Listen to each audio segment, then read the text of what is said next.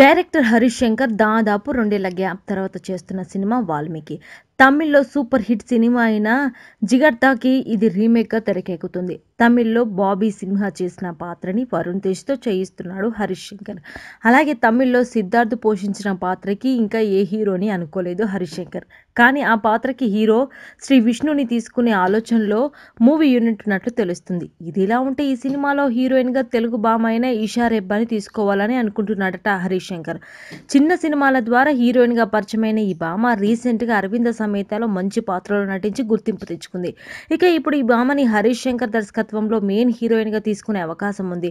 14 reels plus pi Ram అచంటా, Gopi అచంటా ఈ సినిమాని నిర్మిస్తున్నారు. ఒకసారి నటీనటులు అందరూ ఫిక్స్ అయ్యాక హరీష్ శంకర్ రెగ్యులర్ షూటింగ్ కి వెళ్తారట. Tell me pretty lies, look me in the face, tell me that you love me.